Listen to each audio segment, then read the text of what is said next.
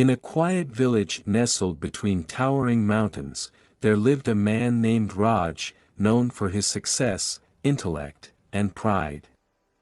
Raj was self-assured, convinced that life was firmly within his control. Why ask for what you deserve?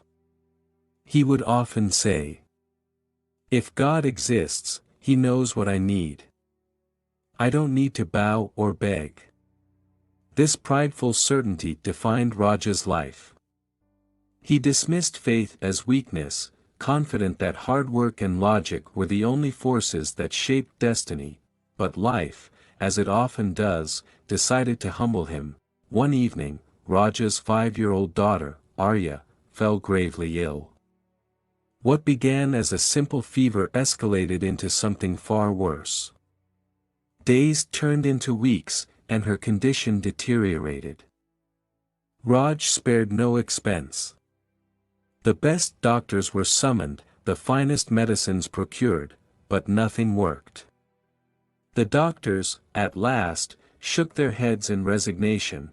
She needs more than we can give, one doctor muttered, his voice low with finality. Raj's confidence shattered. For the first time, he was confronted with the limits of his own power. He sat by Arya's bedside, watching her struggle for every breath, her once bright smile now a faint memory. At first, Raj's pride resisted. Why should I ask? He muttered. If God is real, shouldn't He act without my asking? But as the hours dragged on and Arya's condition worsened, his defenses began to crumble. The prayer mat he had ignored for years sat folded in a corner, almost mocking him. With trembling hands, Raj unfolded it and placed it on the floor. He stood still, his heart pounding, his pride battling with desperation. Finally, he knelt. God, he whispered, his voice breaking, I don't know if you're listening. I don't know if I deserve your help. But I need you. My daughter needs you. Please, forgive me for my arrogance, for thinking I didn't need you. I see it now, I do. I need you more than I need anything. Please, save her. Please. I love her so much. He stayed on the mat for hours, pouring out his heart, each word more raw and vulnerable than the last. When dawn broke, something miraculous happened. Arya's fever subsided. Her breathing steadied, and when she opened her eyes, she smiled faintly at her father. Raj was overwhelmed with gratitude. He held her close, tears streaming down his face. Thank you, he whispered, over and over. Thank you, God. In the days that followed, as Arya regained her strength, Raj began to see life through a new lens. He no longer viewed himself as the master of his fate. He had witnessed firsthand the power of God to transform, how in an instant.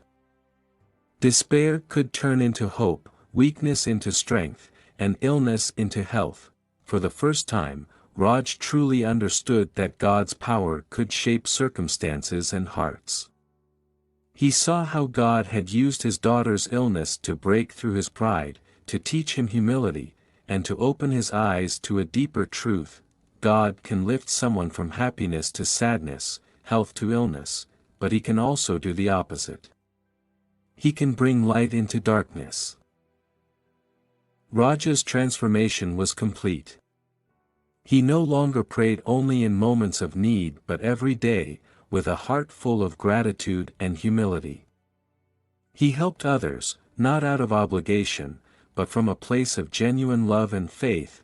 He understood now that God's power wasn't just about granting miracles, it was about transforming lives, guiding hearts, and teaching us to trust and surrender. Moral of the story: God's power is limitless, capable of transforming any life in unimaginable ways. He humbles the proud, lifts the broken, and turns despair into hope.